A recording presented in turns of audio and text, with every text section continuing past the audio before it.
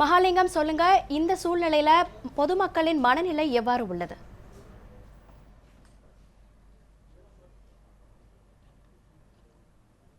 அதாவது கடந்த 2014 அப்போ தற்பொழுது இந்த உச்சநீதிமன்றம் விலங்குகள் நலவாரிய அமைப்புகள் உச்சநீதிமன்றத்தில் மனு தாக்கல் செய்து விலங்குகளை, அதாவது மாடுகளை துன்புறுத்துவதாகவும் அவற்றை காயப்படுத்துவதாக சொல்லி இந்த உச்சநீதிமன்றத்தில் வழக்கு தொடர்ந்து இந்த ஜல்லிக்கட்டுக்கு தடை வாங்கினார்கள். அதனைத் தொடர்ந்து 2015 தற்பொழுது ஜல்லிக்கட்டு நடத்தாதனால் பொதுமக்கள் சோர்வடைந்து காணப்பட்டனர். ஒரு கலை இழந்தாக காணப்பட்டது. அதாவது பொங்கல் அன்று மாடுகளை பல்வேறு பகுதியிலிருந்து கொண்டு வந்து மதுரை, அவனியாபுரம், அலங்காநல்லூர் போன்ற பகுதியில் அடைப்பார்கள். அதே போல இங்கே திருச்சியில் பிரசித்தி பெற்ற சூரியூர் கிராமத்தில் பல்வேறு மாவட்டங்களிலிருந்து ஒரு 2000க்கும் மேற்பட்ட மாடுகள் இந்த ஜல்லிக்கட்டில் பங்கேற்கும்.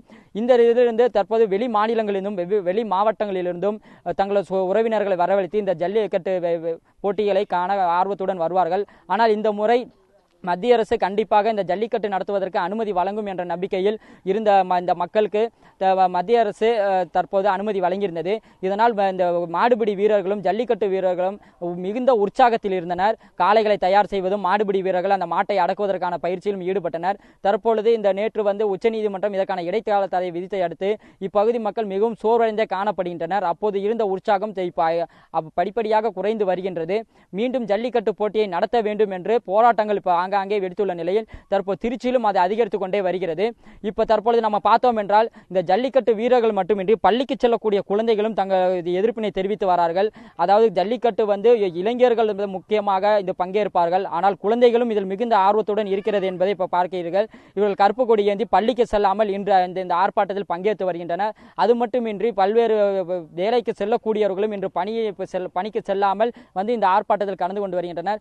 இது குறித்து தற்பொழுது இந்த கிராமத்தை சேர்ந்த ஐயா அவர்கள். ஐயா வணக்கம். ஐயா, இந்த வருடம் ஜல்லிக்கட்டு நடத்துவதற்கு இப்ப தற்போது இடைக்கால தடை வச்சிருக்காங்க. இதை பத்தி நீங்க.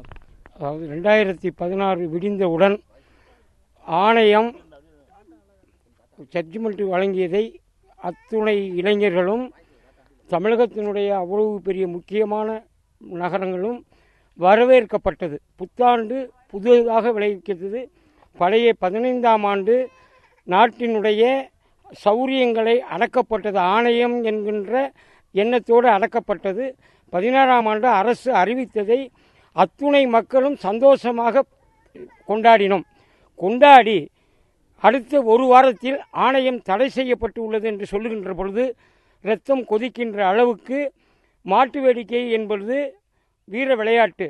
மனிதனுடைய தமிழகத்தினுடைய தமிழினம் என்று சொல்லுகின்ற இனத்திற்கு ஒரு வீர விளையாட்டு. அந்த வீர விளையாட்டை ஆணையம் தேக்குகின்றது என்றால் கள்ளழகர் ஆற்றில் இறங்குகின்றார், அதை ஆணையம் தேக்க வேண்டியதுதானே? ஸ்ரீரங்கம் ரங்கநாதர் கோயில் 16 நாள் உற்சவம் நடைபெறுகின்றது. மக்கள் அவதிப்படுகின்றார்கள். ஆணையத்தை விட மக்கள் அவதிப்படுகின்றதை அரசு தேக்க வேண்டியதுதானே? ஏன் தேக்கப்படவில்லை? இது வீர விளையாட்டு. பொங்கல் என்பது தமிழனுடைய உணர்வு நாள், தீபாவளி உணர்வு நாள் அல்ல. ஐயா, இது பாரம்பரிய விளையாட்டு என்றாலும் விலங்குகளை துன்புறுத்த எந்த ஒரு நிகழ்ச்சிகளுக்கும் அனுமதி இல்லைன்னு உச்சநீதிமன்றம் சொல்லியிருக்கு. இதை பற்றி உங்களோட. அதாவது உச்சநீதிமன்றம் விலங்குகளை துன்புறப்படுத்துது என்று சொல்லுகின்றார்கள். உச்சநீதிமன்றத்தில் இருக்கின்ற ஜட்ஜு அவர்களுக்கு இங்கே இருந்து தமிழகத்திலிருந்து லாரியாக மாடுகள் ஏற்றி செல்லப்படுகின்றது. அந்த விலங்குகள் காயப்படுகின்றதா, மாடு காணா போகின்றதா என்பதை உச்சநீதிமன்றம் சற்று கவனிக்க வேண்டும்.